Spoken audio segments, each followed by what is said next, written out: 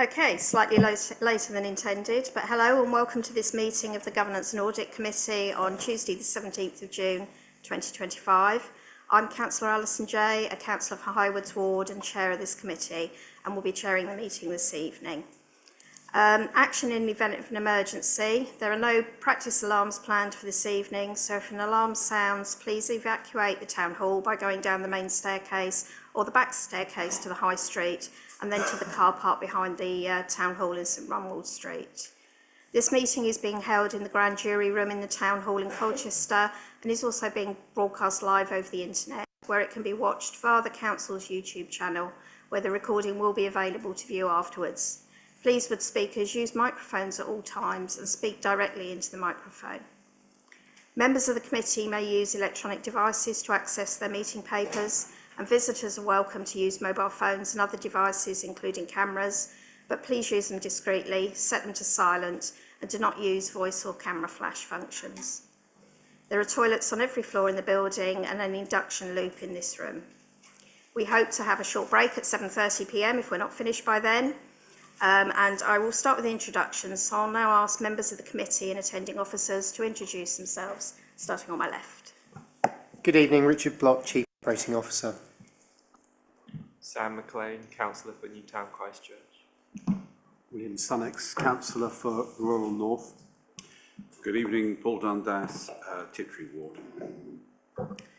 Good evening, Sarah Naylor, Lexington Rosewick Ward. Faith Smalls, Councillor for Old Heath, The Hive and Rowhedge, and I'm substituting for Councillor Dave Harris. Good evening, Natalie Summers, Councillor for St Anne's St John's Ward. Angelique Ryan, Director of Resources, Colchester Borough Homes. Philip Sullivan, Chief Executive, Colchester Borough Homes. Jeff Beale, Strategic Housing and Assurance Manager for Colchester City Council. Matthew Evans, Democratic Services Officer. Thank you, and as Councillor Smalls has said, she's substituting for Councillor Harris this evening. Item 3, urgent items. The Chair will announce if there's any item not on the published agenda which will be considered because it is urgent. Oh, there's nothing to... Okay, item 4, declarations of interest. Councillors are asked to say if there are any items on the agenda about which they have a disclosable pecuniary interest or any other registrable interest or non-registrable interest, which will prevent them from participating in any discussion of the item or any vote on the item. Anyone got anything to declare? No, we'll move on. Minutes of the previous meeting. The committee is asked to confirm that the minutes of the meetings of 25th of February, 13th of May and 21st of May 2025, including those contained in Part B of the agenda, are a correct record and ready to accept them. Yes, agreed? Okay, have your say. Do I have anybody that wanted to step forward for a have your say item? No? Okay, moving on. Just a note, order of items. Anna's actually going to deal with the outturn report after the Landlord social housing, as she needs to leave by 8 o'clock. So we will move from item 7 to item 8.5. So our first item tonight is the Landlord social housing. The committee is asked to consider a report which demonstrates, in the City Council's capacity as landlord of social housing, compliance and delivery of the regulator of social housing's consumer and rent standards. We have attending this evening Philip Sullivan, Angelique Ryan and Jeff Beals. Philip, do you want to lead? Thank you very much. This is the Q4 24-25 Landlord Performance Reports that focuses on updates of relevance to the social housing regulatory environment in which the City Council operates. A summary of the 24-25 year-end performance, including in respect of the key compliance metrics, is set out in the appendices to the report, appendices 1 and 2. Q4 performance was reviewed in detail at CBH's Operations and Performance Committee on the 7th of May and Board on the 20th of May. These reports indicate good performance and adherence to regulatory expectations. The current position regarding the two compliance areas not currently at 100% is set out in section 5.2 of the report. and more detailed reporting on remedial actions against the Big Six health and safety areas is reviewed by CBH's Finance and Audit Committee, and further information on this is provided in section 11.3 of the report. It's positive to report that both repairs response times and satisfaction levels have improved in 24-25 compared to the previous year, because that's a key service area for our customers.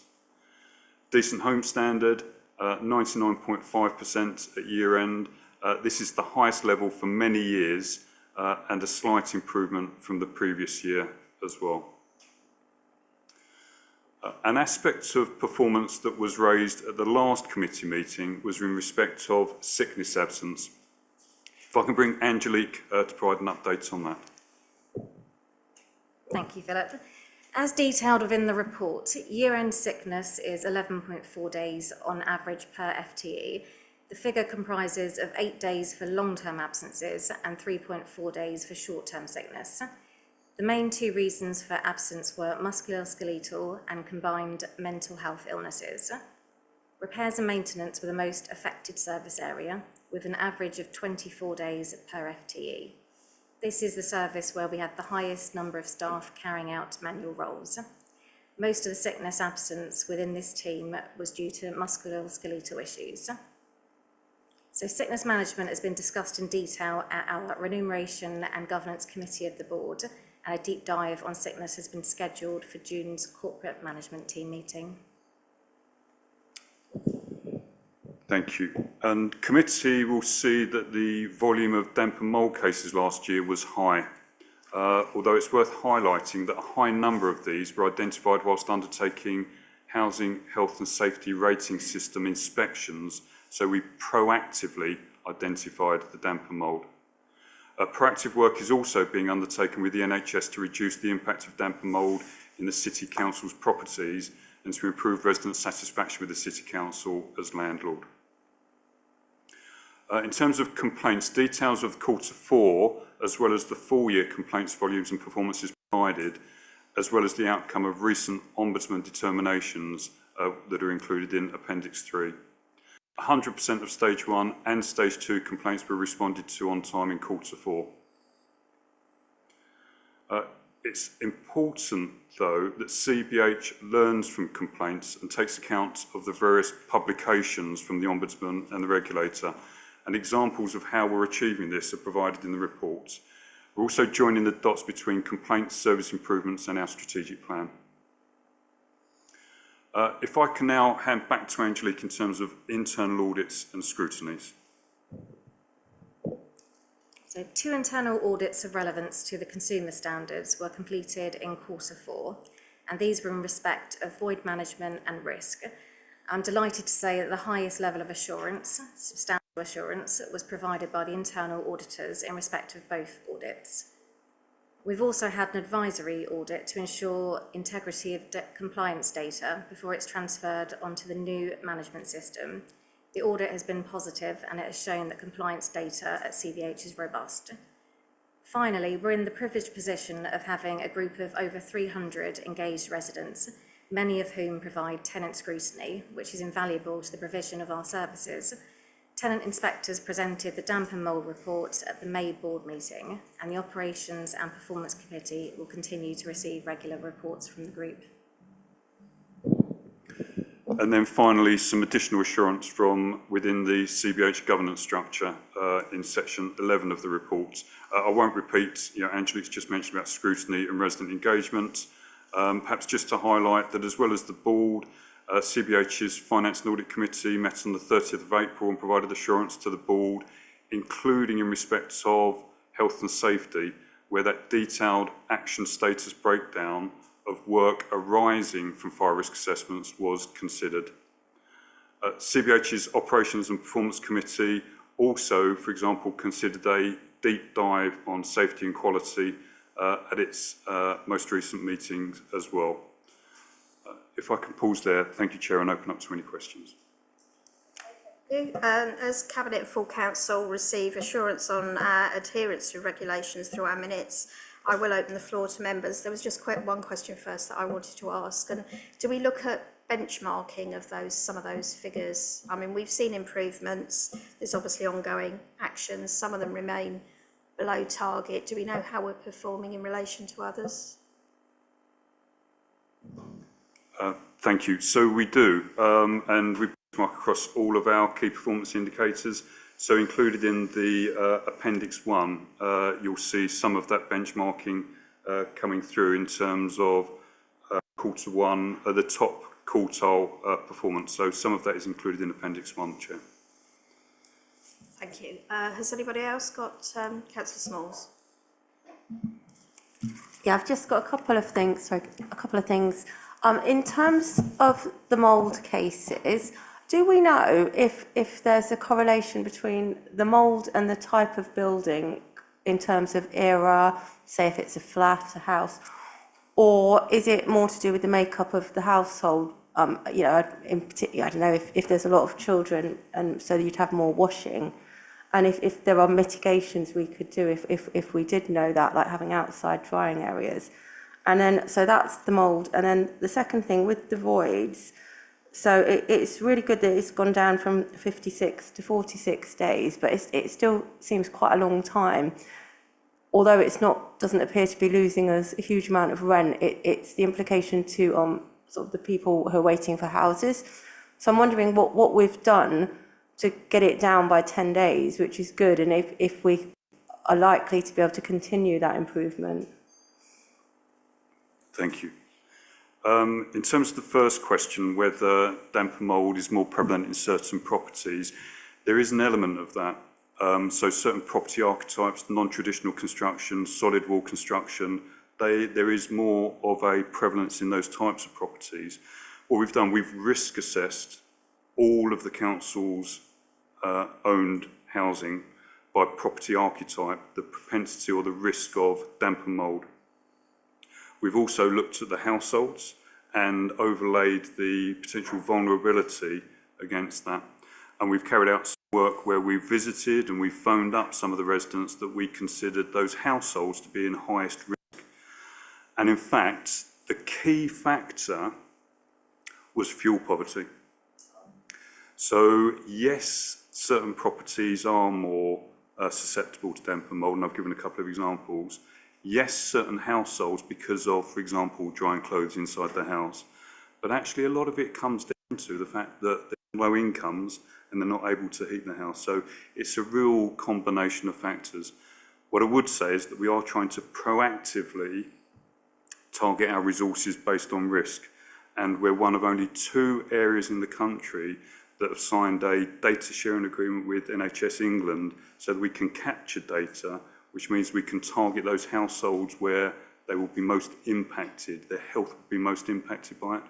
So that's a project that we're in the advanced stages of at the moment. In terms of voids, we've taken a lot of steps to try and reduce the voids. It's really important to us, it's really important to the council. We need to get those properties let because people desperately need them. What we've done, and you'll have picked up over the last year or so, we now report in that statistic, it's not just general needs, it's sheltered and it's temporary accommodation as well. So general needs is better performance than those. But we've introduced, there have been some, or putting resources into pre-termination inspections, so we can identify if there's work needed that might be the tenant responsibility, we pick it up before they move out. We've been working with our contractors, we've been looking at the removal process, the clearance process, pretty much every stage of the process to try and squeeze a day here or there, but it's a constant, I would say. Thank you. Have we got any, this probably is a bit naive, but have we got any in-house people doing the turnarounds, or is it all contracted out? So minor works voids will be in-house, so we have a small number of operatives that turn them around. Where it's more major works, we tend to outsource that. Thank you, and I think it is worth noting for the record, I thought the collaboration work with the NHS is really important, that we're going down that route. Councillor Naylor, you had a question? Thank you, Chair. Yeah, I just want to pick up on interesting point there when you mentioned fuel poverty as being the key factor. Do you have an analysis of the characteristics, the demographics of those households that you correlated fuel poverty to damp and mould? Perhaps you could say something about those demographics, please, and characteristics. Thank you. So it was almost universal, actually. When we undertook the work where we risk assessed all of the council-owned properties and then we overlaid that with characteristics of the household, it was basically universal that the key factor was around fuel poverty. So whether it's, irrespective of age or diversity, the key consideration was around fuel poverty. Now, from our point of view, that means that when we're doing the work with the NHS, and we have control over the property in terms of retrofitting, so making them more energy efficient. But actually what we're looking to do is with our retrofit advisor, they will triage financial inclusion advice, tenancy sustainment advice, and retrofit advice, because it's not just about the property, much of it is around personal circumstances of those households. But there wasn't from that proof of concept work from the project that we're leading on, there wasn't a differentiation between age or characteristics within the household. It was pretty universal that fuel poverty was the issue. Yeah, thank you. Are you in a position to share the results of that proof of concept just with the committee? Okay. Yeah. I just have another couple of points, if I may, Chair. Thank you. I'm just wondering if you've got anything at all, any metrics, if you've been able to sort of look back and analyse previous years in relation to the points around the determinants of households who have severe cases of damp and mould.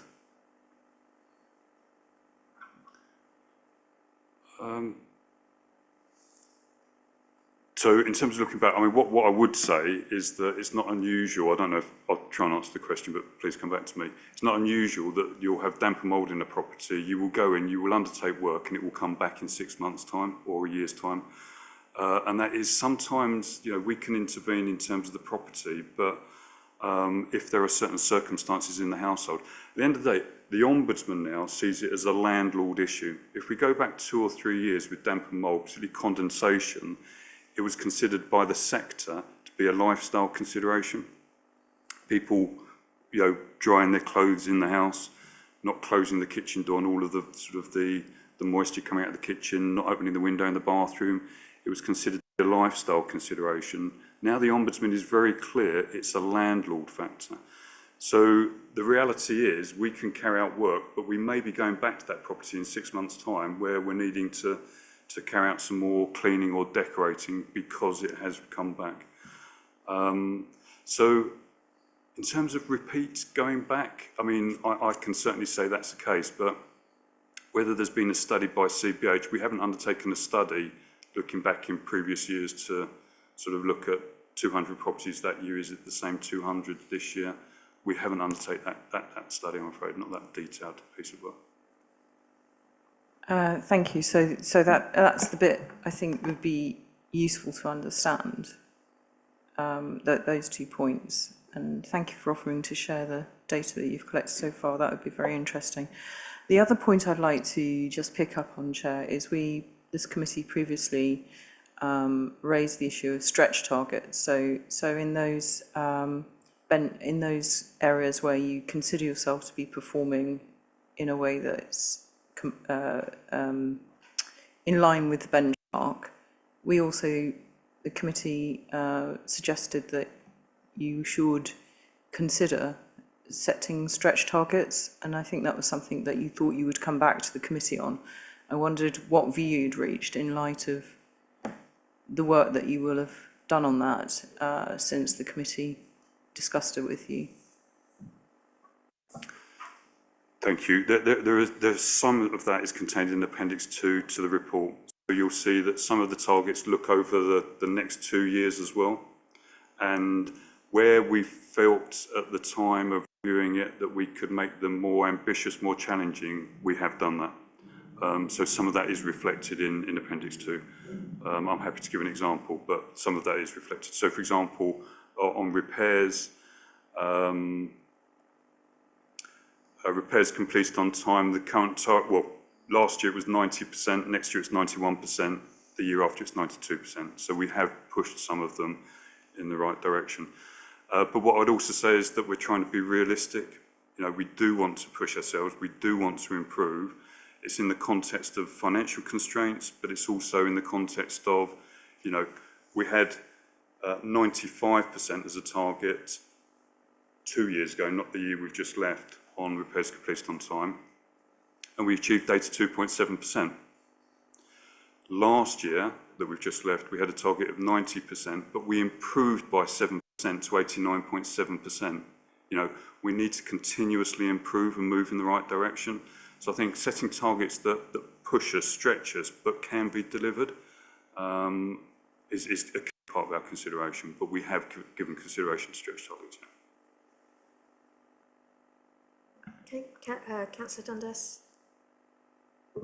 Thank you, Chair, and thank you for the presentation. Actually, this wasn't the question I was originally going to ask. Just to pick up on the fuel issue, have we got a breakdown anywhere of the actual types of heating across our houses? Because obviously we've probably got gas. I don't know if we've got any oil. We'll have some which is some properties centrally heated, some individual heaters, some electric. And do we find do we analyse anywhere of what the actual cost difference between those different heating methods are actually across our housing portfolio, whether actually some tenants are actually getting larger heating bills than others simply because of the nature of the heating we've installed? That's just to pick up on that. But my question was regarding the you've got in the data 16 data protection breaches. I just wonder if you could give a little narrative over what those are and how they're coming about. And my other question was, I know last year when we looked at this, we were getting, particularly regarding complaints, a lot of third-party companies getting involved, which, you know, tenants are perfectly entitled to get third-party companies involved, but there was an element of actual tenants being approached to try and find things to complain about. Is that still going on, or have we seen any reduction in that? Thank you. So in terms of types of heating, yes, we do have that breakdown, and I can share that with you. As you rightly say, most of it is gas-fired central heating. We do have some oil, we have some air source heat pumps, so we have a bit of a mix, but we do have that breakdown. I can certainly share that with you. In terms of heating bills, my colleagues will be better placed in terms of that information, but where we do have information, where we can provide comparisons, I'll try and find that and be happy to share that with you as well. In terms of the 16 data protection breaches, what I would say is that, broadly speaking, they're serious because they're a data protection breach, but they might be an email which has been, you know, has had an attachment, and you know, in terms of auto-filling the email, and they've put it to someone with the first name that's the same, but the surname, so it's been a mistake and not acceptable, but we recalled everything. It's that type of thing rather than a list of 6,000 households. In terms of complaints, and particularly in terms of disrepair, they're still ticking over. They haven't significantly increased or decreased. Yes, we do still get claim harvesters. One of the things that I would say is that over the last 18 months or 2 years, the City Council and CBH work really closely together on it. Legal services from the City Council and asset management from the City Council and the operational staff from CBH, so that we're on the cases really quickly. If we get a claims harvester that feels that there's an inroad into a local authority, they'll keep going. We're much more robust now in the way that we handle them. So whilst they're ticking over and the volumes haven't decreased a lot, nor have they increased a lot, I think they would have increased a lot had we not been much more robust in our response. Okay, thank you, Councillor Summers. Thank you, Chair. Yeah, just it's great to see that we've got 99.5% meeting the decent home standard. So that's good. But just regarding the energy performance, that we've got 88.54% now have a performance certificate of C or better, and we're on. This is ahead of the target to achieve 100% by 2030. Is 100% definitely achievable given the age of our stock? It is. My team are confident on that. They know every single property. We're targeting the worst performing because we've got some social housing decarbonisation fund grants that we're using to target the worst performing. So, you know, most of the ones that aren't a C are a D. The ones that are more challenging, we are prioritising. Brilliant, thank you. Councillor McLean. Thanks, Chair. Please could you, on 5.7, the voids, tell me a bit more about the data behind the number 46? What's the variation, for example? What's the lowest, what's the highest? What does the picture sort of look like, more than just the average? Because the average doesn't really tell enough for me. Thanks. So, if I can talk generally speaking, with general needs voids, we will normally look to turn them around within 5 weeks.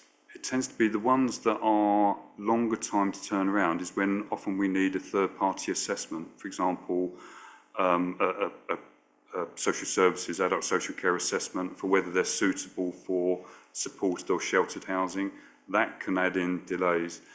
So, you know, generally speaking, general needs are less time than older person services, and any form of supported and temporary accommodation, depending on the nature of the work, would be more than general needs, I would say.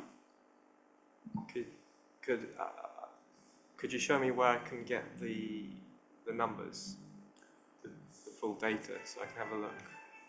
Sure, I will look and provide some further information in terms of that breakdown. I can provide that outside of the meeting if that's.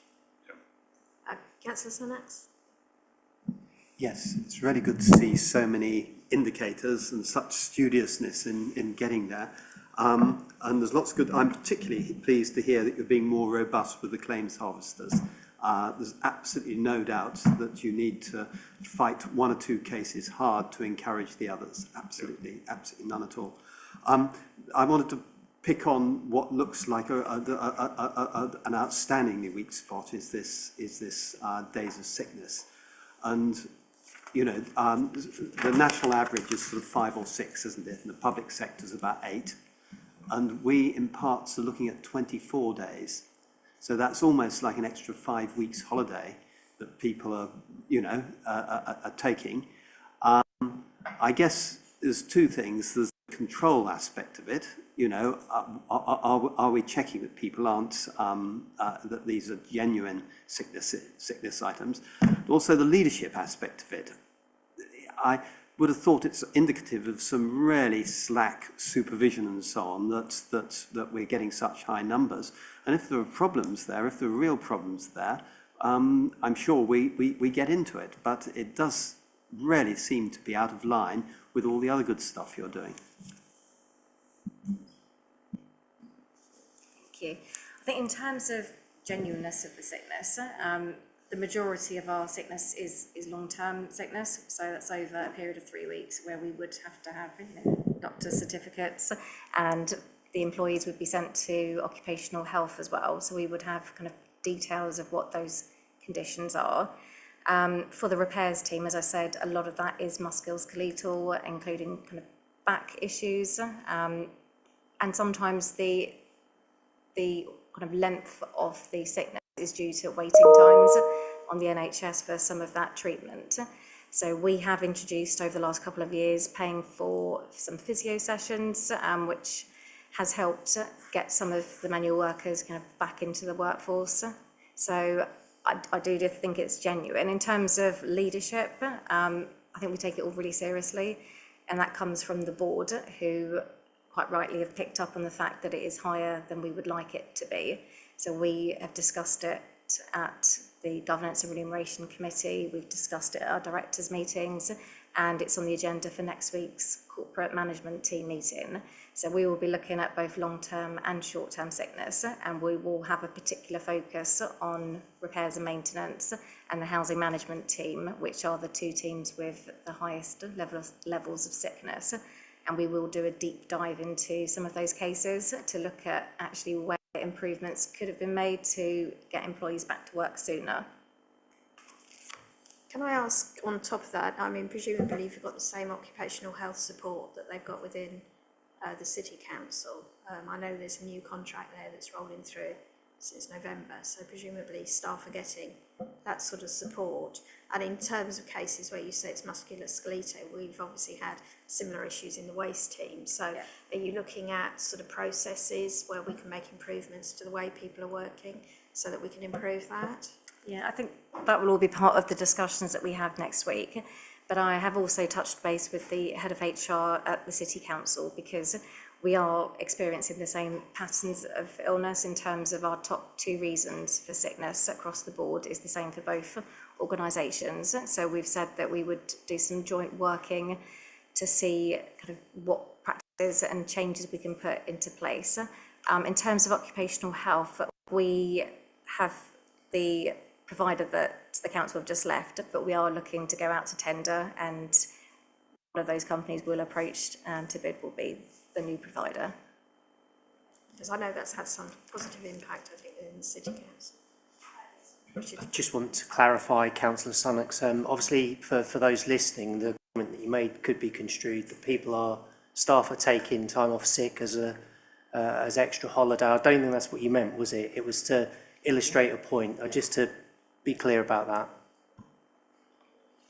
Thank you. Has anybody got any further questions for Philip or the team? Okay, so moving on, have we got any comments or recommendations we want to make to the portfolio holder for housing in light of the reports tonight? And subject to what we've heard, are we happy to note the performance updates, the complaints update, and the additional regulatory assurance being provided by the board and committees? All happy? Okay. Thank you very much for coming this evening. Thank you. Thanks very much, everyone. Sorry. Moving on to item 8.5, which is the 2024 outturn report. Anna D'Alessandro, are you happy to come and start with that?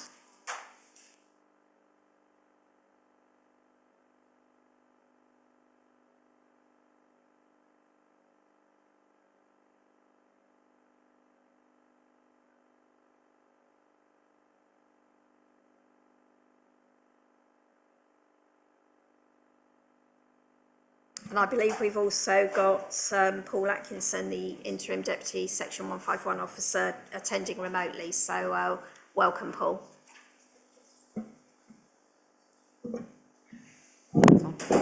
Good evening, everyone. So I bring to you tonight, I'm not planning to have the slides up. They're part of your pack, and I'm assuming that you've all read them in the usual fashion.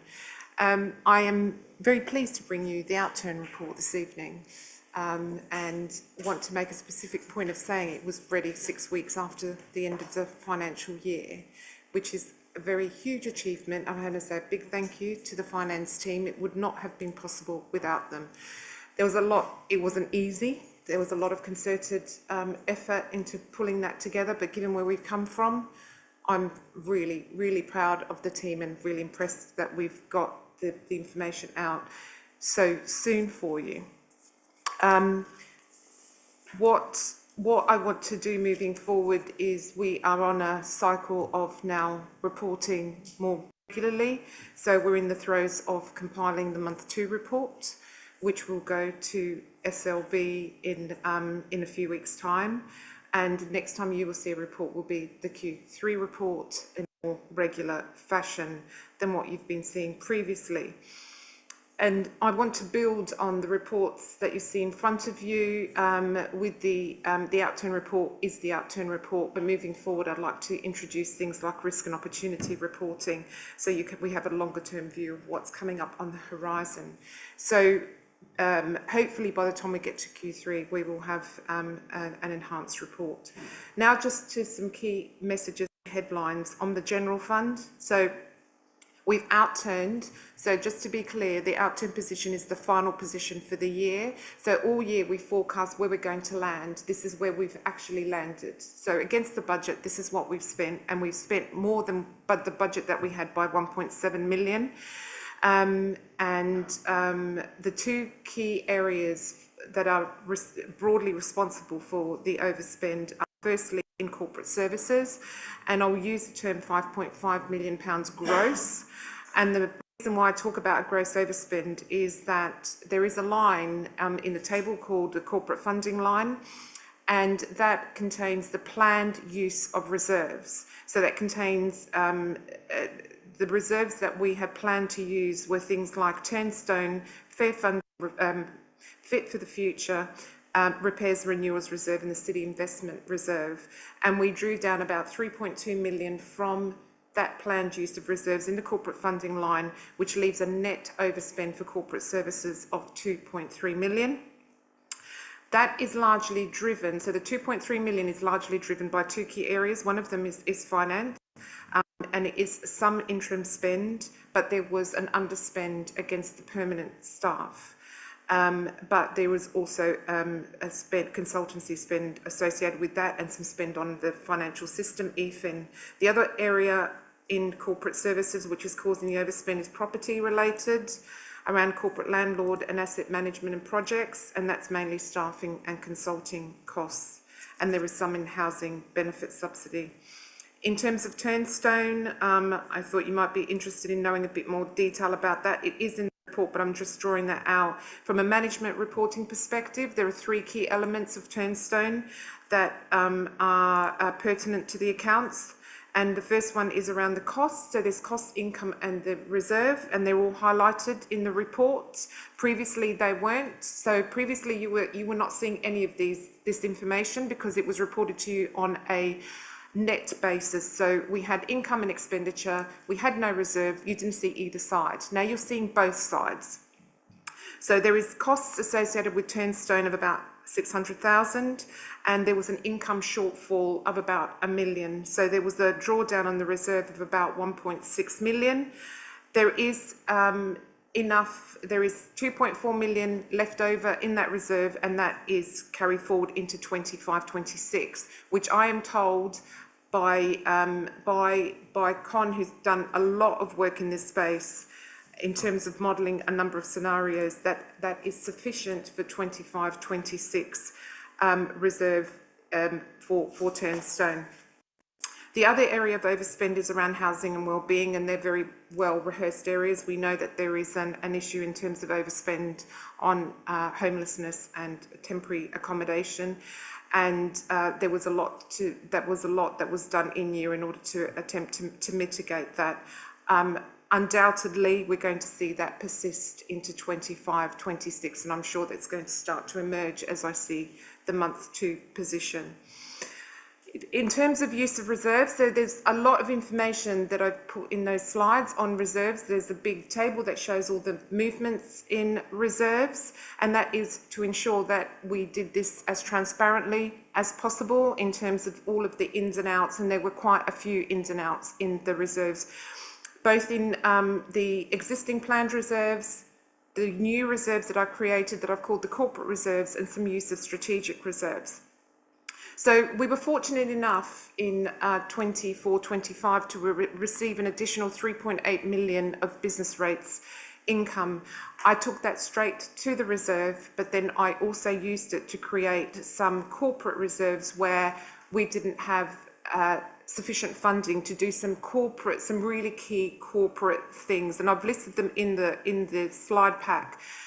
Things like a local plan reserve we didn't have. We only had 30k in the budget for the local plan, which everyone knows will not be sufficient. Some creation of some reserves for the use of, sorry, I've got them all listed here. I did know this all off by heart. For LGR and capacity.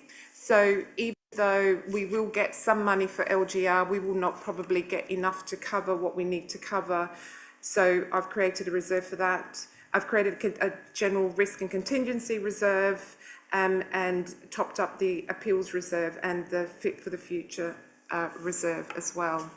I had to use some of the existing reserve as well. So we got 3.8 million in. I had to use 700,000 from the existing business rates reserve in order to create 4.5 million of corporate reserves in order to de-risk the position to the extent that I possibly could for the information known at that period of time. You will see these figures are quite round. That's because I don't have exact numbers for these. These are more gut feeling and intuition about what we are likely to spend in year. If we do not spend these reserves in 24-25, in 25-26, they will be rolled forward into 26-27. And what I propose to do is do a regular review of the sufficiency of the reserve to make sure that we have got the spread as right as we can have. I also wanted to say that, and you will hear about this more as we go into the budget setting process, that I have concerns about in terms of our future funding arrangements and business rates reset for 26-27, which will hit us. And I have got 2.1 million left in the business rates reserve in 25-26, should we need it for smoothing. But that's all I have left in the business rates reserve. The other thing we did is that the administration had some key areas that they wanted to spend the money on in terms of our strategic priorities as a council. So some of that came out of the strategic plan delivery reserve, plus out of the city investment reserve. So that is also highlighted in the pack. So in summary, we funded 6.1 million from reserves for 25-26 in order to de-risk the bottom line. And also I've included the 1 million for a general risk contingency reserve, which is what I'm used to working with, which we didn't have. And hopefully that will go to mitigating overspends that I see, that I use to my discretion during the year. In terms of capital, again, this will be no surprise because you heard it in Q3, but there was significant slippage, and I use the word appropriately. It's not underspend. So underspend is we do what we need to do, but we spend less. This was not delivering the capital program by about half. So we slipped by about 52%. Again, I have spoken to this committee before about the kind of work that I need to do on capital. I'm waiting for us to complete the accounts, which we will do in a few weeks' time, and then start some work on doing a capital reset and looking at 25-26 budget and using a capital budget, affordability of the capital program, and using that to start the budgeting process for 26-27 capital, completely aligned with the revenue budget setting process. For HRA revenue, we're in a better place. So the numbers are the same, but they're the opposite. So HRA, we did deliver a surplus of, a net surplus of about 1.7 million. So we outturned on a gross basis 6 million, and we used that in two ways. One of the ways was we applied 4.3 million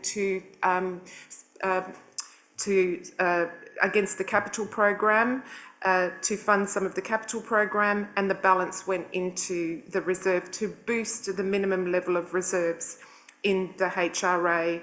We used 10% of turnover as a guide, and I felt as a Section 151 that felt a much better place to be, with a minimum level of reserves that was higher than what we had set previously. Again, the same position on HRA capital. We did also slip by round about 50% of the capital program. So I've spoken to Philip previously about what we can do on that, and we can use some similar approaches that I plan to use for the general fund capital budget in order to try and address some of the HRA slippage as well. That's all I was proposing to say, Chair. Okay, thank you, Anna. I was just thanks to you and the team. I think that's a really comprehensive and transparent report, which is really accessible to all members, so gives us much wider understanding. Before going to my colleagues, I was just going to ask, you've picked up on the business rates. reserve. Presumably you're modelling what the impacts might be and how that'll affect the budget process. I mean, it seems to me we're sort of relying on it to give us a bit of a bounce, and we're not going to be able to do that going forward. No,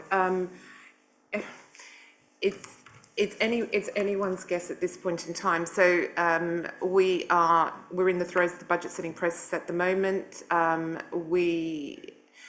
We know business rates will disproportionately affect us as part of fair funding reform. The fair in fair funding is about the move of money from less deprived areas, more deprived areas, likely to be from the south to the north.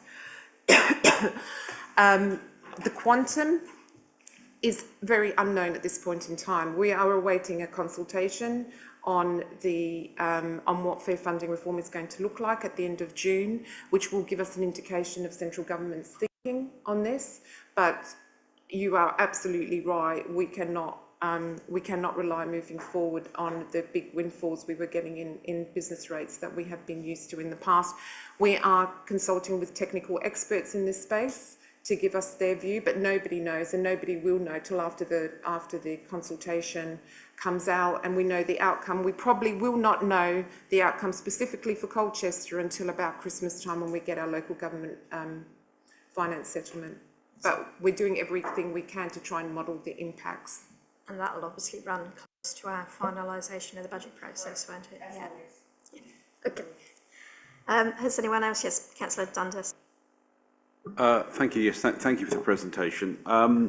You spoke at quite length about the Turnstone Reserve. I'm probably not going to get into the figures here, but I can't reconcile the figures in here in terms of the use of the reserve with the figures we've seen elsewhere. And I'm also, just by taking that 0.6 million service charges and rates and that, and then looking at the actual payments which have gone out to Canada Life, which are published on our website, plus taking out the profit which was already in the budget and adding all that up, that my back of the envelope calculation comes to more than the figure you've got there. So it's probably best done by a private email, I think. I don't want to get into start talking about commercial figures tonight, but I'll look at it again, because we've either been told the wrong figures elsewhere, or something's missing, and I'm just not too sure what. I mean, actually, it'd be better if we told the wrong figures elsewhere, because that means we've spent less money on it. On the reserves, the LGR and capacity reserve, I think, is sensible. The figures I've seen, I agree, we won't be receiving a great deal of money for LGR, and certainly where it is received, I don't think much is going to trickle down to us. I think it will go to upper tier authorities and elsewhere. Similarly, the local plan reserve, I think, is a fairly sensible thing to do. We know we've got that coming. I just want to ask about a few details about the strategic plan delivery reserve, 1.5 million. Now, I know, and actually Councillor Corey made an announcement of some quite large expenditure in the budget debate back in February. This is 1 million community asset ABCD fund. Is that it? Is that the fund to award grants to various things around the let's say borough, city, borough, whatever you want to call it? Because that was talked about it being 3 to 4 million, so that seems to be quite a different sort of amount. I'm going to let Councillor Corey answer this, but before Councillor Corey comes in, you did make a similar comment when we brought the Q3 report, and what I do, and I feel very comfortable about this. Separately, both I and my team did a review of all of the ins and outs of the final budget setting process last year, which was rather confusing because there was a lot of amendments that went through. So we did a reconciliation of all of that, and I'm quite comfortable that the figures that we have presented are in the budget are the final figures that were agreed by full council. There was a community asset amount of £2 million. 1 million is being funded by reserves and 1 million is going to capital. So at the moment, that is, I'm being very transparent about this, that is a bit of an arbitrary split, because until we get in there and start doing the business cases, we won't know exactly the amounts that's revenue and capital. But there is 2 million in the community asset fund, 1 million for revenue and 1 million for capital. But Councillor Corey might be able to expand. Just what I may as well add this question on the 0.5 million bringing grounds maintenance in-house. Has a decision been made around that, or is that just being set as reserve to give us the option of making that decision? I believe the business case is currently being, I don't know the answer to that question. I don't know if should you do, but the business case I believe is currently in development. Richard, do you want to answer that question first? Yeah, I mean, Councillor Dundas is correct in that it's a provision that's been made on the basis that if the business case shows it will be brought back in-house, there is a provision. Of course, if the decision is made that it isn't, that money will be available for other things. Councillor Corey? Just on that point first, so that has been going through the council governance, been taking advice from, I think, the Environmental and Sustainability Panel.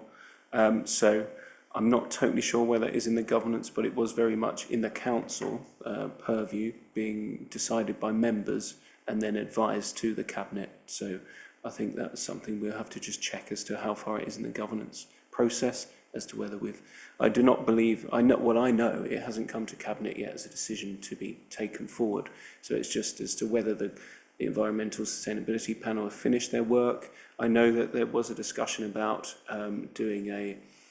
we extended the contract, say 2 or 3 years ago, but with the direction that the committee felt we should bring it back in-house. So I think that's what the business case is being drawn up for. I just don't know whether it's going back to a committee before it comes to cabinet. So just an honest answer on that. But as Richard said, it's there ready if that decision is taken that way. Just back to the other points, I think Anna's explained most of it. So what I've talked through with Anna was about how we'd allocated reserves towards the spending priorities that were put through at the budget.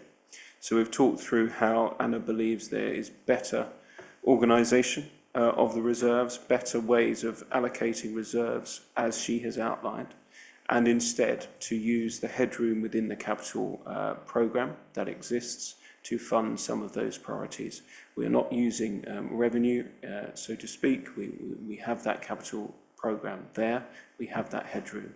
So it's about using what we've got, and as Anna says, 1 million would come out of that spending priorities, that strategic plan delivery priority from the reserves, 1 million. But apart from that, under Anna's advice, we are looking at using the headroom of the capital to fund the rest of those larger commitments. There was one fixed-term contract to do with fly tipping officers. That is separate, and that is in the line item in the budget. But apart from that, the others are capital expenditure or reserve expenditure. Okay, yeah, Councillor Landis. Yeah, just thank you for that.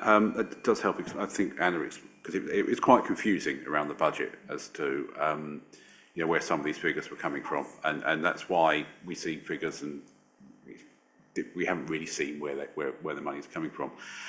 Perhaps slightly off topic, but on the grounds maintenance business case, can you assure us that actually, though, any decision there is probably, well, by the time we actually get around to enacting it, we are going to be near the end of this council. So with the business case, are we taking account of the fact that we ideally, although a business case technically should stand or fall on its own feet, I get that, but we could end up with 3 or 4 or maybe 5 or 6, depending on where we end up, different strategies for grounds maintenance, which perhaps is rather undesirable going forward. So just can you assure us that the business case will also be looking at what our other neighbours, and probably soon no longer neighbours, part of us, councils are doing? Yes. Absolutely makes sense. So any longer term decision making, we are looking into that now. We're looking at what the others do. I believe tendering in-house. I can't recall what Braintree do, but I think we are having discussions whether at Anna's level, other officer level, at a high level, what are each other doing in terms of the 3 that we could be with, but you're absolutely the 2 others. But you're absolutely right. Unfortunately, it is still uncertain as to how large the footprints of the unitary authorities will be.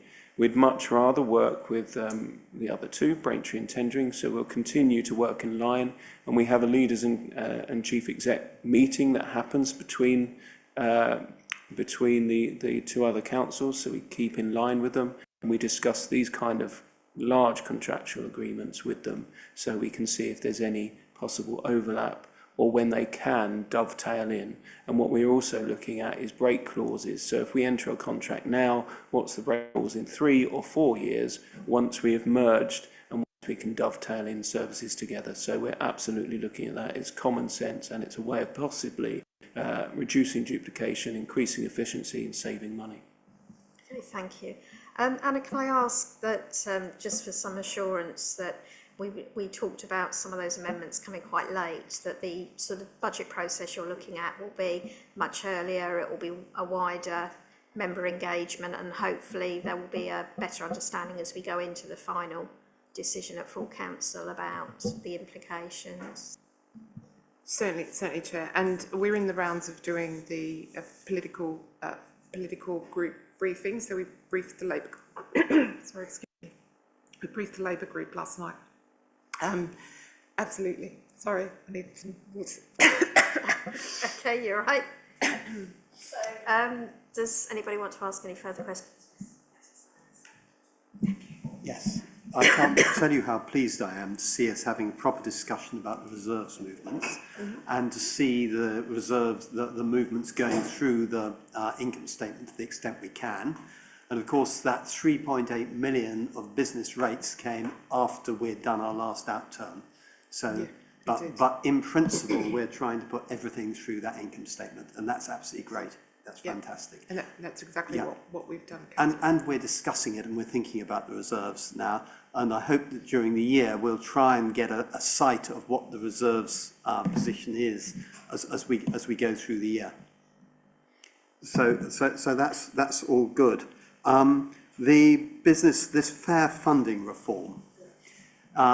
It seems to me exceptionally fair that as a fast-growing area that's over-collected our business rates, we should get these big credits.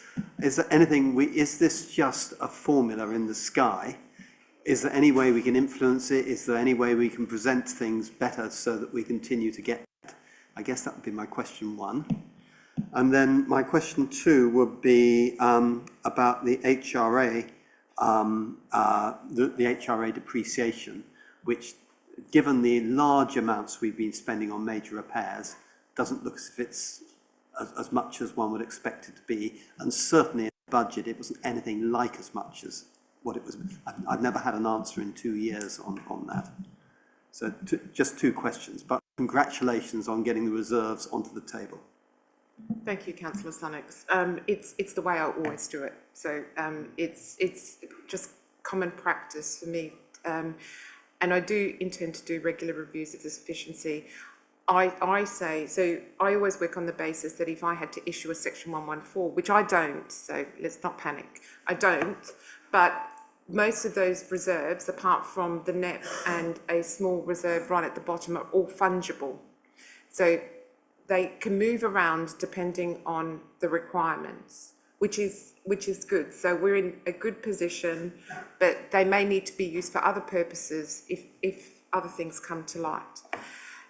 With fair funding reform, yes, if you're down south, you're going to think it's not very fair at all, right? Because that is the bottom line, and that is a very broad brush way of looking at it. We have been doing a lot to try and influence. There's been a lot of work done by many organisations to try and influence that. I know, having come from a county, I'm sure it's done at the district level, but I know that the County Council's network was doing a lot to try and influence the outcome of fair funding reform, because the district shires and the counties will be disproportionately affected, down south particularly. We won't know specifically. Everyone is just merely speculating right now, and even experts such as Pixel and LG Futures, who are the experts in this area and know it inside out, still don't know. But what we do know is it's likely to have a disproportionately negative effect on us, because we are a large tariff business rates provider, So we get business rates taken away from us. We don't get topped up on business rates. So unfortunately, we were giving business rates away anyway. We're going to be giving more away moving forward. So there's a lot more in this space, and it's very complicated, but we probably will know more come end of June, July, when the consultation comes out, which gives us the direction of travel of where central government are going. But we won't have any specificity until later in the period. We probably won't even know until the autumn statement. And there's nothing we can do to influence it at all. Not more than what's being done, and we're all saying the same thing. So we're all arguing the same thing, and whether they listen or not is yet to be seen. But at the moment, and we had a discussion at the Essex Finance Group the other day, and we're all still saying the same thing as we were saying about 2 years ago. So this has been in the making for the last 10 or 12 years. So it's been a long time coming, and it's finally coming, and we were looking forward to pushing it out as long as possible, if I'm honest. But it looks like the time has come. I would think it would be rather crazy to hit us disproportionately, especially us going into local government reform, because the impact will be felt quite considerably with the costs that are coming through and are emerging as part of LGR. To hit us also with business rates reset is a really difficult place to be.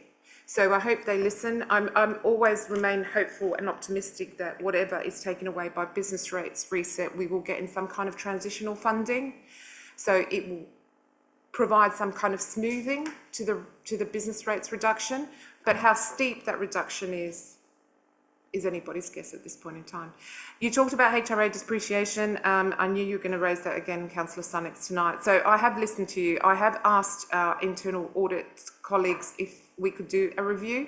So I put the request in a few days ago, and I'm waiting to hear back as to whether they have the expertise to help us. Otherwise, I will find another mechanism by which we can get some assurance around HRA and depreciation. Thank you. Has anybody else got any further questions? Back.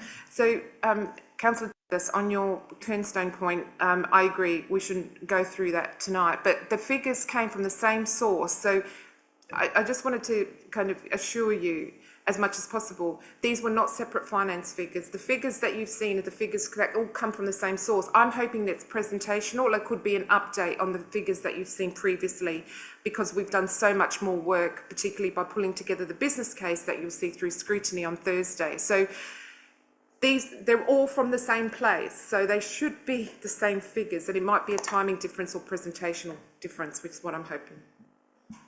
Okay, thank you. On that basis, are we happy to note the revenue and capital outturn position for the general fund and housing revenue account, and note the creation of the 4.5 million of corporate reserves? Noted. Thank you very much. Anna, thank you for your time. Is there anything else that you wanted to input on tonight, or? Yeah, the outturn, the Treasury management. The Treasury management. So shall I take that next? If we couldn't, yeah, apologies for... Okay, so if we move to item 8.4, which is the Treasury Management annual review, and Paul, who is online, I understand you will be leading this.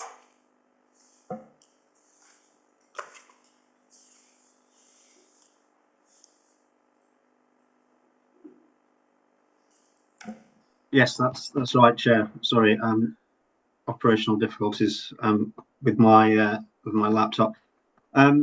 Yeah, good evening, everyone. I'm going to talk us through the position on our Treasury management as at the 31st of March this year.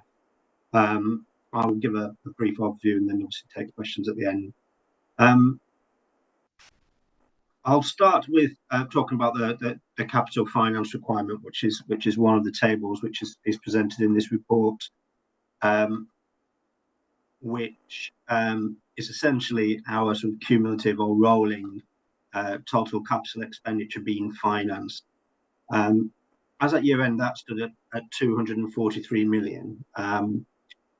Within that figure, the vast majority relates to housing revenue account expenditure at around 197 million, with about £46 million being related to general fund.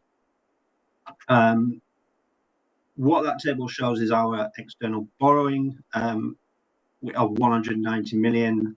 So the capital financing requirement captures all sources of funding. So external borrowing, what is called internal borrowing, which is essentially using up internal cash balances first, on the principle that that is cheaper than borrowing.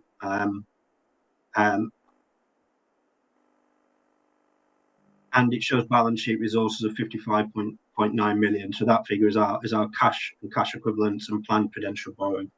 Essentially, what that table shows is that our total CFR of 243 million relies on 190 million of borrowing, some internal funding, and balance sheet resources. It actually shows a slight surplus as at year end. And what that indicates is that at the point in time of year end, our balance sheet resources exceeded the internal borrowing. So technically, we had a surplus. It shows the two movements separately. And what we could also have done is just reduce the internal borrowing there.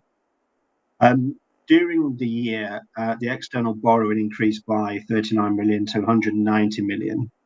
Of that 190, 175 is from the Public Works Loan Board, which is managed by the Debt Management Office, part of the Treasury. 5 million was a short-term loan taken out from the West Yorkshire Mayoral Combined Authority, and 10 million is historic loans with banks.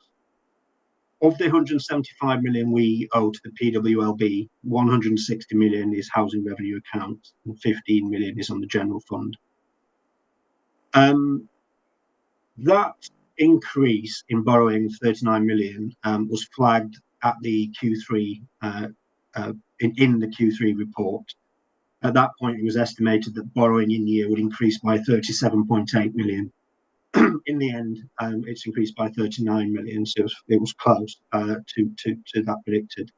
The main driver of that is a 43 million PWLB loan that was taken out in February for HRA expenditure. The loan was taken out to support overall cash flows, which needed support given the level of internal borrowing. At Q3, internal borrowing was 111 million, meaning that over time, that is the amount of internal resources used in lieu of borrowing to fund capital expenditure.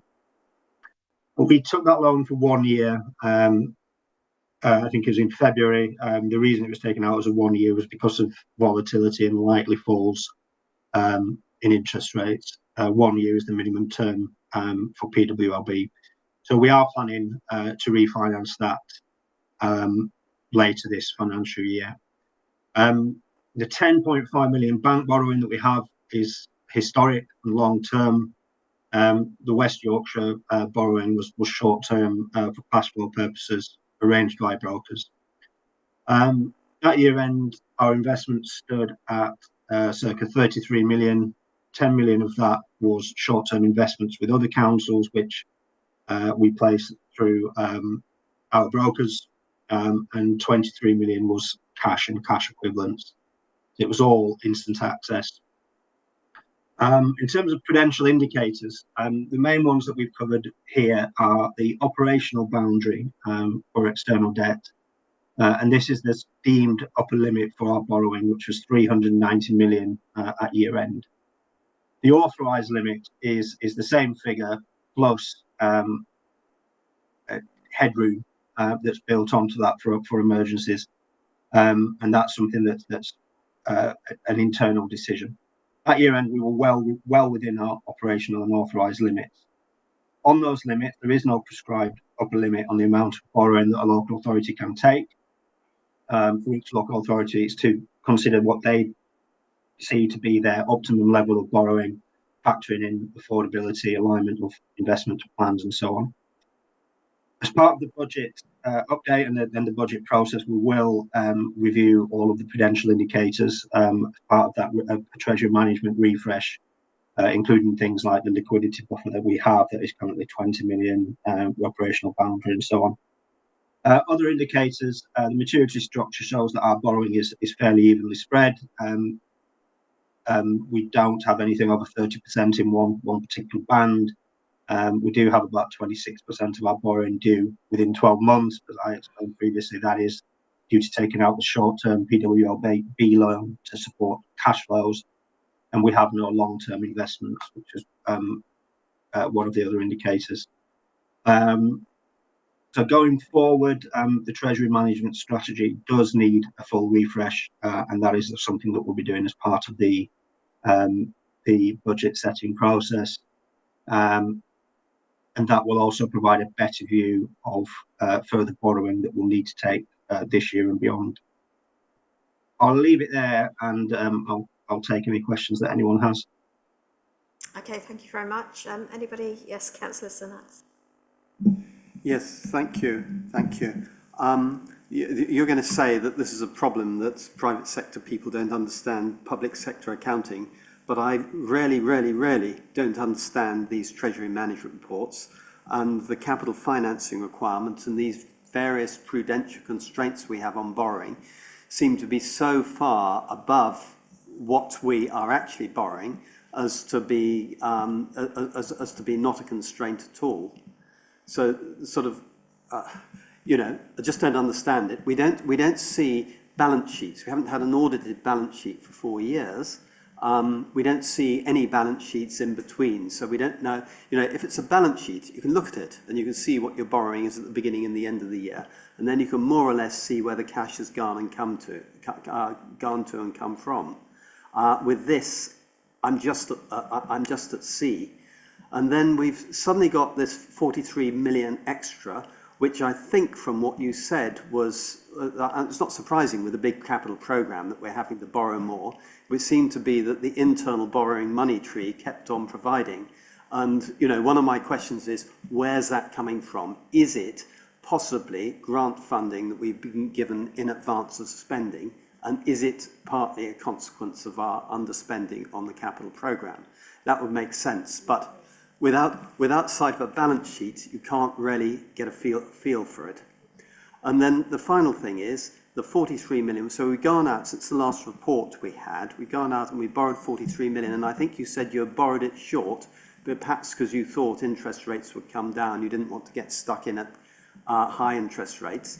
So the question is, how was that decision made to borrow short when it was for funding long things? I'm not saying it's a wrong decision or right one. I just want to know how we went about making that and whether this committee should have been part of that decision at some point. Yeah, thank you. All good points. I'll deal with the CFR first and the point about the balance sheet. I mean, the CFR is a separate note in the accounts, as you know, and some of the things that are shown on that CFR there would appear in their own right, sort of on the balance sheet, such as debt. Other things, such as the CFR itself, is more of a notional rather than a sort of a, you know, something that will be shown as a liability. How, in terms of the 43 million, the internal borrowing, yes, essentially. Well, I wouldn't necessarily say it was a monetary, I think, but clearly the council does prepare long-term cash flow forecasting. So when, as part of that, it considers what sort of resources are available to fund capital expenditure, for instance. And at the point that earlier this year that it became apparent that 43 million was needed, the cash flow forecasting was showing that 43 million was the amount we needed to take out. As for the analysis that was done at the time, it was before I arrived. I don't know. I haven't been able to uncover the audit trail for that. But I think whenever decisions are made about the timing of a loan, we do take advice, or we follow the advice that is given by our advisors, which was formerly Link and is now part of MUFG, who provide their best estimate of long-term trends of borrowing costs, etc. So I think it was anticipated that we would see a downturn, and based on what we're seeing at the moment, I think that was probably the right call. In terms of other questions, sorry, what else was in there that I think you've answered most of it. You said something about having a long-term cash flow forecast, which sounded like just the sort of thing that would be familiar and comfortable to those of us who are used to businesses. Is that something you could incorporate in future Treasury management reports? It's so much easier to understand than this sort of CFR balance sheet resources 55 million. What on earth does that mean? Yeah, You know? I think the reason to be honest, the reason that CFL table is in there and it only shows 1 year is because it was something that was included in the Treasury management strategy that was approved in February. So it was worth giving an update against that. I agree, it's quite a difficult one to follow. In terms of the cash flow, yeah, I mean, the cash flow will determine what we think we need to borrow, so it will be referenced in there. We do have a long-term cash flow model which our Treasury officer maintains, which looks at all sort of ins and outs throughout the year. Some of it is best estimates and using averages the further you get out, but there's a method behind it. And yeah, I think we can incorporate that, and so we can explain what the cash flows are telling us and the timings. And we also need to use the cash flow information when we update some of the indicators, such as our 20 million buffer zone. I think you also made the point about the sort of operational, the upper limit for debt as being so high that, of course, we're within it. Typically, I would expect that long-term debt to sort of more or less tie in with our sort of long-term cumulative debt forecasting. There's no right or wrong answer as to there's no upper limit to the amount of debt that we take. It's whether we deem it to be affordable, so we can track the interest in MRP throughout the revenue budget. But I would like to refresh and revisit all of the indicators in there, because I don't have some of the rationale for for previous decisions. It's sort of lost in the mist of time, really. But I would like to address them all in the refresh to the TMS. If I could add a small voice for a complete, the fresh approach that you're comfortable with, and that is more related to cash, either cash or balance sheets. You don't have to do both, but it's the absence of both that leaves me completely astray. Yeah, no, absolutely, and we do have I think robust cash forecasting, but yeah, we can absolutely bring that out to sort of bring the strategy and the updates in future to life a little bit. Okay, thank you. If we note that as a recommendation, Councillor Dundas. Thank you. Yeah, just on the 43 million. I mean, it's I can't recall us taking out a short-term PWLB to essentially cover cash flow in the past. And, it does dwarf all our other PLB loans if we just look at them. It's of a magnitude which is quite unusual. Is this something we've done in the past to do this? Yeah, but I was also just wondering what the long-term plan is, because we took that out for a year at 4.5%, I think. Now, forgive me, I can't tell you what the PWLB loan rate is today. But when this matures, have we got any thoughts? Are we planning to take out another short-term loan, or are we looking to replace it with longer-term financing? And what sort of interest rate do we think we're going to obtain?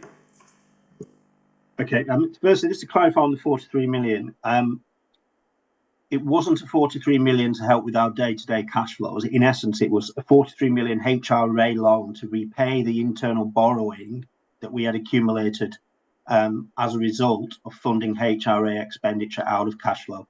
So technically, that is a HRA loan, and it's just reducing the internal borrowing balance, which has moved from circa about 111 million, I think, at Q3 down to 50 odd million now. So, as well as MRP and other things which have reduced that balance. So it wasn't, it's not an indication of us running out of cash for day-to-day activities. It's an indication that we were repaying that internal borrowing, which is a perfectly sort of legitimate and common way of funding CapEx in the short term. In terms of renewals, we'll be considering that as we get nearer the time as part of our Treasury management update as to regards the timing. There's still a lot of volatility.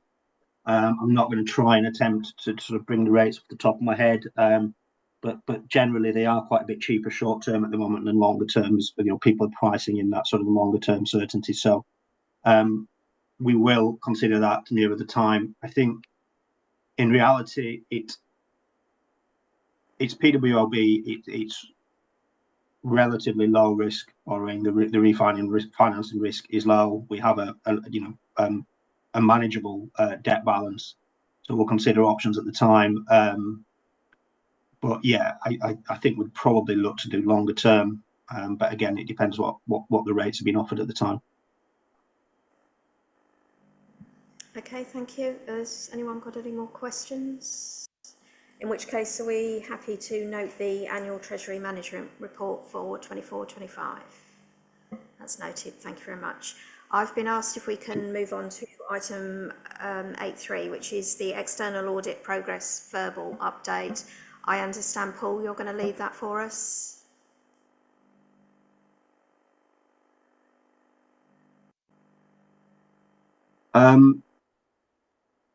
Excuse me, Chair. I understood that KPMG was going to give an update on that, but I can do if. No, there's nobody from KPMG here tonight, unfortunately. So, if you can. Yeah. Okay. So, I mean, I'll give it on the spot. Yeah. I mean, so we've been working closely with them, with KPMG. I won't repeat sort of the history of the 23-24 process and the accounts that we brought to last year, I think it was, and then subsequently signed. At the moment, we have been working with KPMG to populate what they call the VFM questionnaire, which just documents a lot of the processes that we do, how we sort of prepare our budget, how we our business case and capital processes of work. So we're making good progress against that. KPMG seem happy with where we're at, certainly compared to prior years. We have also got meetings with sort of key officers and budget holders scheduled at various levels throughout the organisation as part of the usual sort of planning and documenting. They're all scheduled. I think they conclude around about mid-July. And in terms of where the team is at, and I mentioned earlier that we are aiming to have a draft set of accounts finalised by the end of this month. That is tight, and the team are working really hard to meet that deadline, making good progress. We're collating input to things like the narrative report, working on the notes, etc. So we're confident we'll meet that deadline or be very close to it. And we have a first visit provisionally, a first audit visit provisionally scheduled for, I think from memory, it's the 11th of August for up to 3 weeks, depending on resource availability and holidays, etc. on KPMG's side.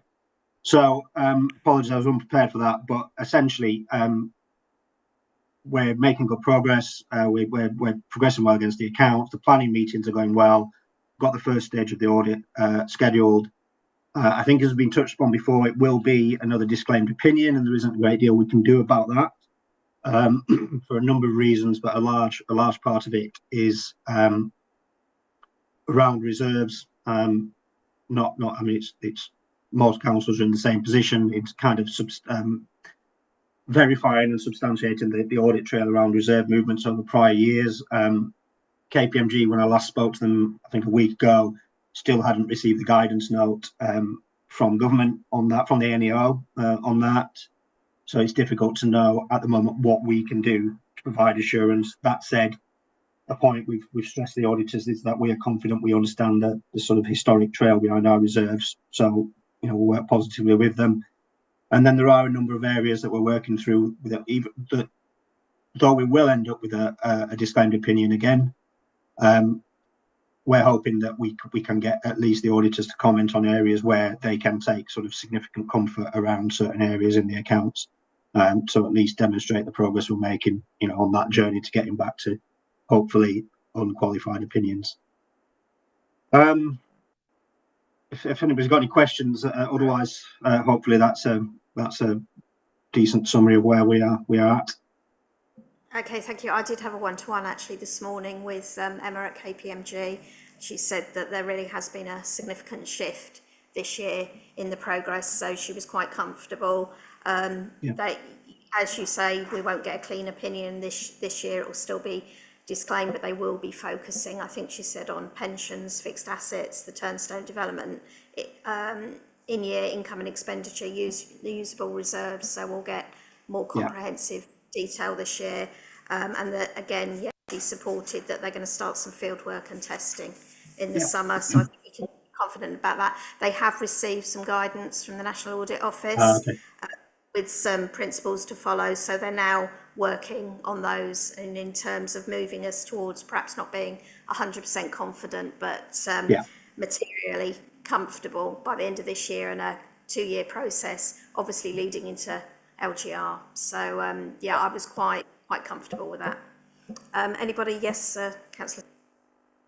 Yes, it does sound as if there's a completely different tone and level of cooperation with the auditors. We're not hearing, we heard for 3 years, we heard all the auditors will fault. I'm not hearing any of that now, so it's great. The accounts for 24-25 are going to be significantly complicated because I think you're going to have to put turnstone on the balance sheet. And it would be really helpful if we could know how you're going to do it, just in principle, how you're going to do it. First of all, hopefully we're going to do it, not to pay the auditors to sort it out. Hopefully we'll manage to do it ourselves. And hopefully we've got a liability to put on the balance sheet, so we'll have to make an estimate of what the cash flows are going to be, and then we'll have to discount them back. This is to Canada Life. We'll have to have a liability, won't we? And then we'll have to have an asset on the other side, and the asset will have to be valued at whatever its value is. And I think that's all in a link report. But there's a link report about 2 years ago on how the accounting rules will apply to it. But it's going to affect quite a lot. It's going to affect how our prudential indicators are calculated, and it's going to add probably about another 50% to our debt declared on the balance sheet. So that does seem to be a major thing. It's all coming up at scrutiny at the end of this week. It would be really useful to have a description of how you think it's going to impact the accounts and whether you think it's going to eat into reserves significantly. So I haven't got the answer to those questions, Councillor Stannocks. They are being worked through as part of the accounts. Yes, there will be an asset on the balance sheet and there will be a liability. What those look like, discount rates and all of that are currently being determined as part of the accounts. We don't have a set of accounts yet. The conversation you're going to have on Thursday will be around the financial business case. So those two things, that will be the subject of that conversation on Thursday. But in terms of the accounts, I can assure you you'll get the opportunity to ask you your questions once the accounts are finalised. We've got an accounts workshop that's being scheduled before the accounts are taken to the committee. You'll get to see the accounts in advance once they're done, and all of that information will be in there. But I can't answer that question right now, Councillor Stannocks. Fair enough. Okay, thank you. Are we happy then to note the verbal update we've received? Okay, well that seems like a day to actually take a break for 10 minutes, and then we'll come back to the polling districts, if we're happy to take that after the break, and move through the rest of the agenda. Thank you very much.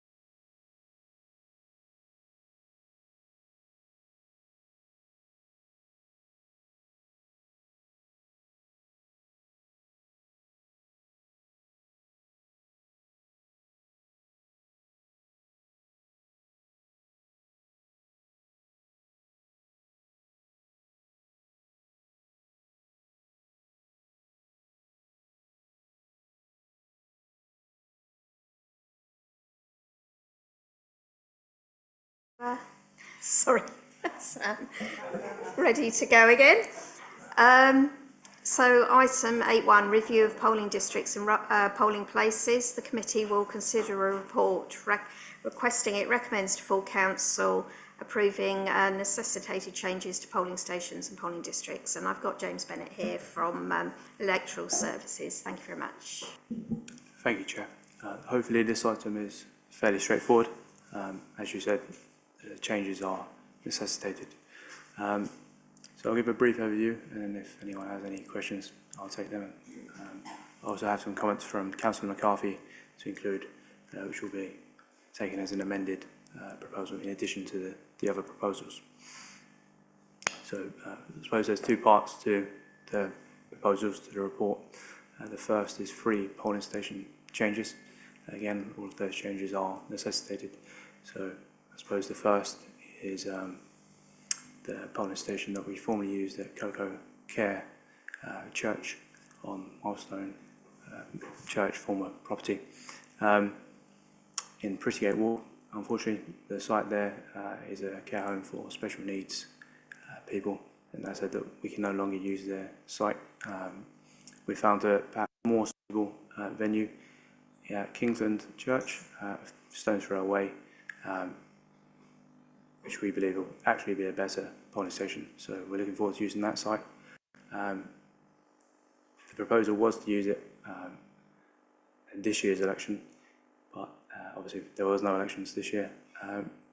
In theory, we would have been upstairs in the polling station, or in the building, and although there was an escalator, or sorry, a lift and I think wide stairs, we would have overcome that issue with staff at the front.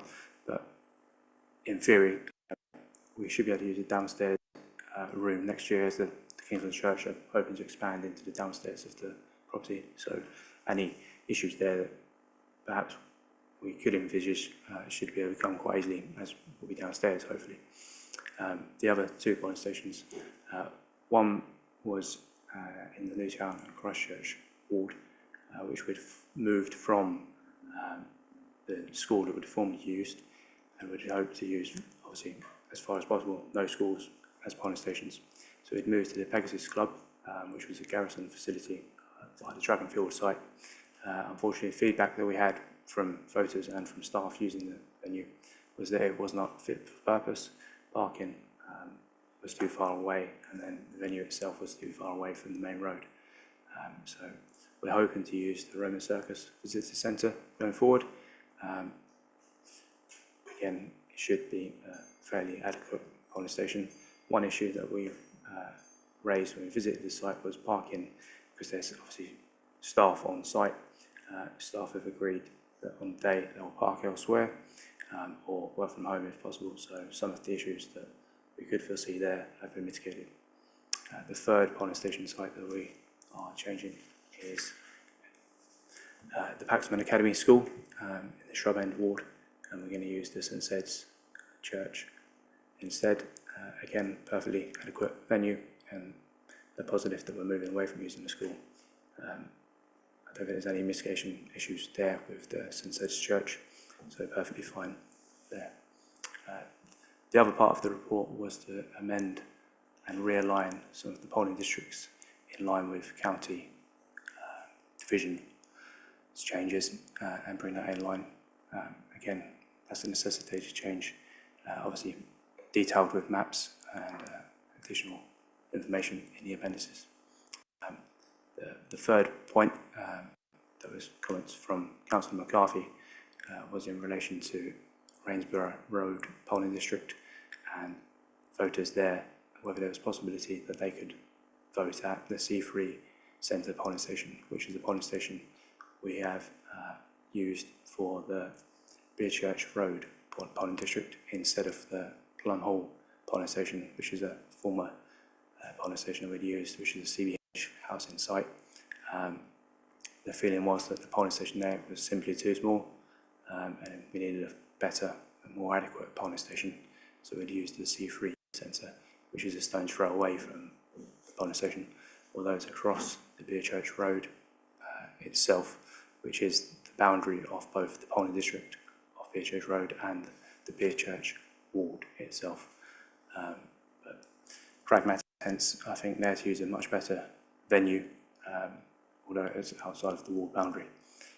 But Councillor McCarthy's comments, as I understand them, is if we're using that venue, would it make sense for the electorate, the voters in Rainsborough Road itself, where the C3 Centre is situated, to vote at that polling station?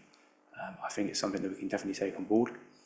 The problem I would see in terms of pragmatism is that the C3 Centre is at the very tip of that polling district, and there is another polling station where voters currently go in that polling district. It is at the very other end of the polling district. So if it is convenient for perhaps some people in the polling district to move to that site, it may not be convenient for people who are at the other end of the polling district.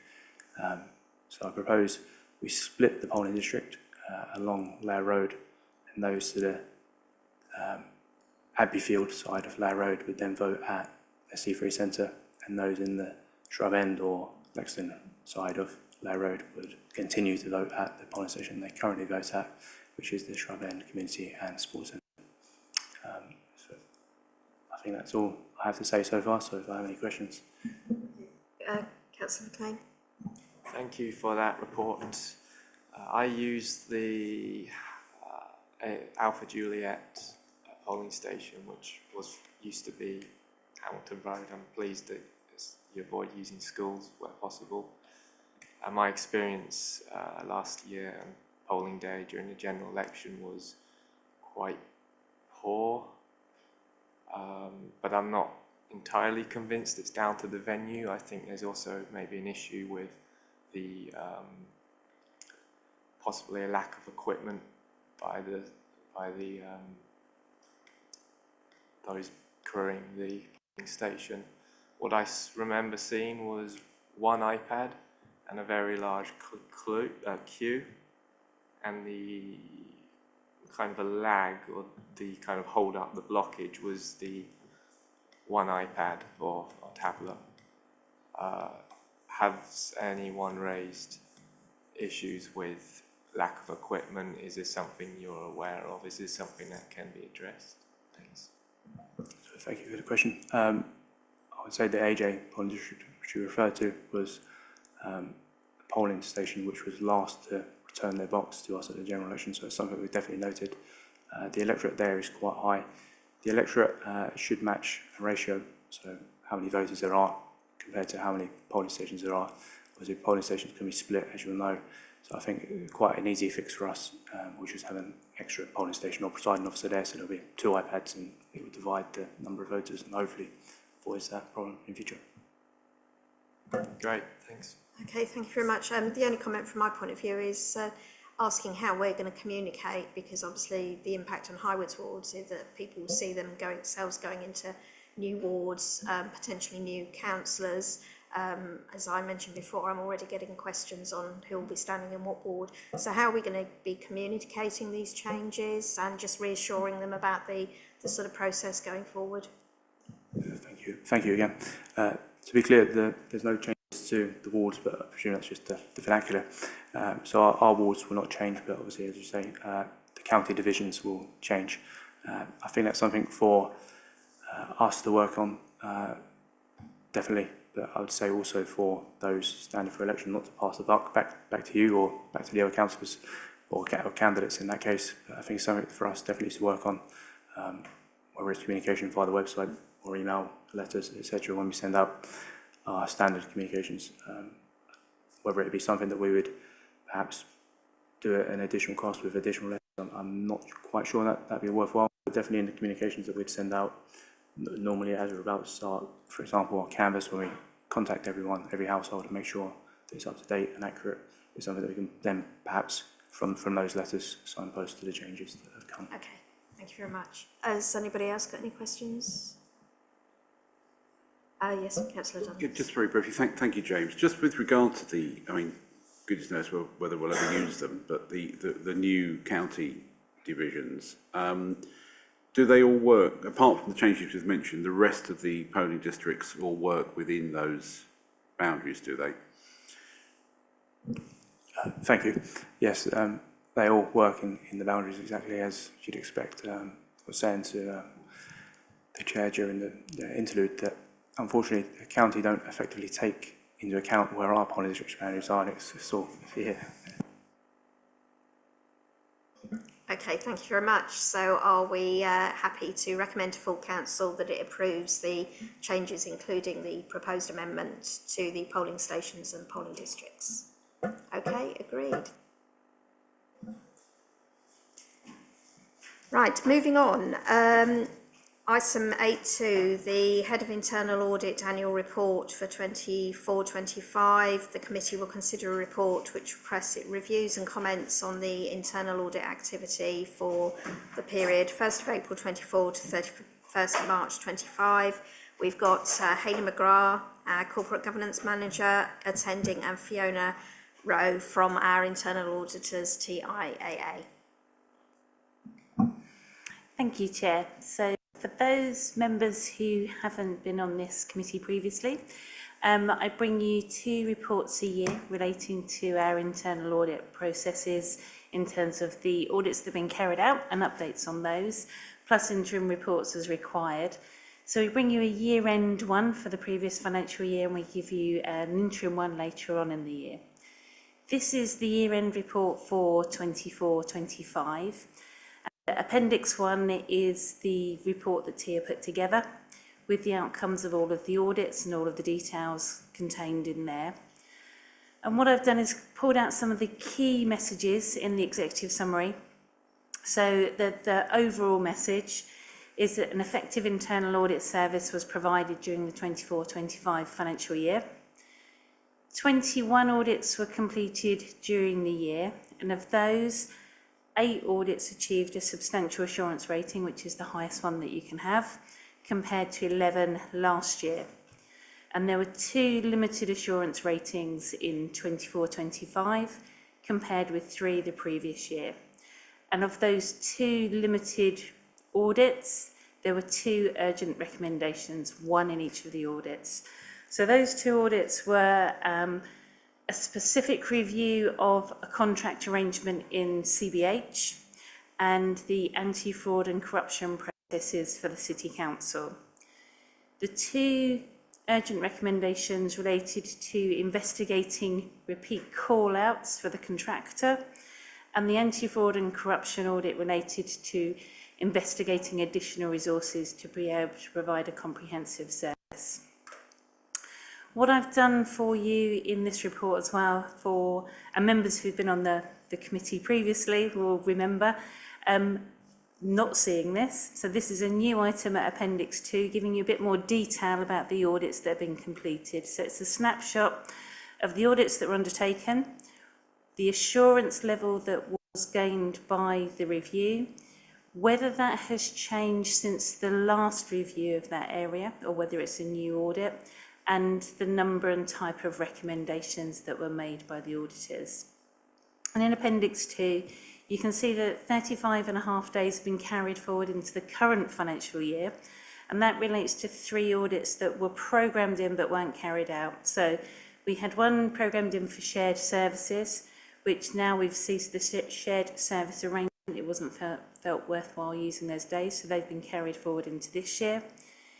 With Colchester Commercial Holdings Limited, the audits are actually, the audit days, they are theirs to use. We don't specify what CCHL have audited, but what they have chosen to do is amalgamate those days together with this year's allowance, and actually asked TIA to undertake audits reviewing in a more general manner some of the internal assurance work that CCHL is doing. So basically they're putting together their own auditing programme for functions that senior management are carrying out, and then TIA will go in and do that management overview of those audits to make sure that the recommendations that are being highlighted are appropriate. And there's 1 audit that's been carried into this year, which is the mobile devices for IT. So I think it's quite self-explanatory, but if you've got any questions, then please do ask. Thank you. Yes, Councillor Dundas. Yeah, very briefly, because we had a very good discussion actually earlier on with Fiona, so I think we covered most of the ground. Firstly, I do have to apologise to Fiona because I guesstimated she'd probably be finished by 7:30, and she hasn't. So it's said in good faith. So my apologies about that. Just to reiterate, really, I think one of the things which came up in the early discussions was around procurement.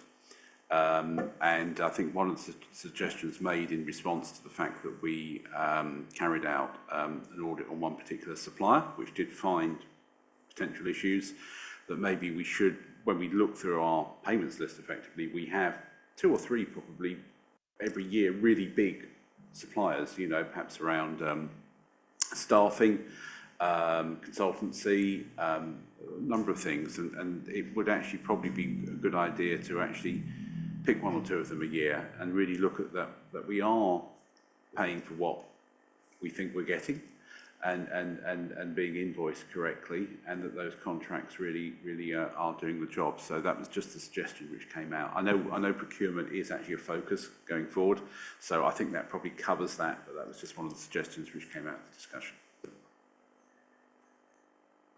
Okay, I think the only other thing, Hayley, I don't know if you're aware at all, but the mobile devices that's been moved, do we have a date for that, and is there a reason for the delay? At this time, I don't have a date. What I'm waiting for is we have a new head of IT coming in, and what I'd like to do is when they arrive is have a full and frank conversation about the audit programme for IT going forwards. So we'll programme in the dates and what the key relevant issues are at this point in time that we need to actually make sure we're auditing. It might be that mobile devices, whilst we have the days, is not top of the list when they come in. So I want to see what their views are before we set that programme. Yes, Richard. There is just a practical point on that, Chair, as well, that we are literally rolling out new mobile devices at this point, so there'll be a practical point perhaps why the audit would have been pushed back as well. We'll want an audit on the new devices and how they're working. Thanks. Okay, thank you. And presumably that will look at sort of, we were talking earlier about the cyber risk and that sort of thing, which is obviously becoming much more to the fore in terms of business continuity planning, the risk. Absolutely. And on the Appendix 2, you'll see that there was the details of an audit that was carried out relating specifically to cyber security. That was actually from 23-24, but wasn't reported a year in, so it's been rolled into this one. Obviously, the review that came out, there are 7 recommendations in that. Because of the nature of those recommendations, I can't go into details about what they are, because obviously it's quite a sensitive issue, but it's one of the areas that will be quite key, that we'll be watching and we'll be re-auditing as part of that programme quite quickly. Okay, thank you. Has anyone got any other questions at this stage? No? Okay, thank you very much. And presumably we're all happy to note the report. Yeah, thank you. Okay, so I think we come to the final item, which is the work programme for 25-26. I don't know if there's anything that anybody feels is missing, or Matthew, is there anything that's possibly in the wrong place? Not that I'm aware of, Chair, thank you. The only thing I'd flag to the committee is that there will be additional meetings arranged with the Council's external auditors, and as soon as those have been finalised, I'll let you know. I'm likely to be September, October this year, just to get that on the radar, really. Thank you. Thank you. So, anybody? Yes, Councillor Sinnox. Yes, I haven't seen how it affects it, but I think I'm going to be missing the July meeting, which could be the one when we look at the accounts. So I'll have to feed my comments in remotely. And also we should schedule in the HRA governance review. We don't know what the HRA review is going to tell us, but we should. There was going. Sorry, not the HRA governance. The Turnstone governance review. There was going to be a governance review, and Andrew Weavers was going to write a report on it or something, wasn't he? I'm not aware of that, but yeah, no, I'm happy if that's what. I've got my words all muddled, Dundas, but it's Turnstone that we need to make sure we have that scheduled in sometime. Yeah, just one other point. At the last Governance and Audit Committee, well, not the last one, because the last one was officially full council, Councillor Smith raised some questions about some decision-making regarding a tax write-off and about whether they were taken correctly. I just wouldn't want us to forget that we were going to try and look into that. I think he'd want an answer to it as well. In fact, I know he wants an answer to it. That's something we shouldn't forget. And if we don't get an answer back, we need to keep pushing on. Okay, we can make a note on that. Was there anything, Richard, that you wanted to add? No? Okay, so I think we're done for the evening then. Thank you all very much for your time, and I declare the meeting closed.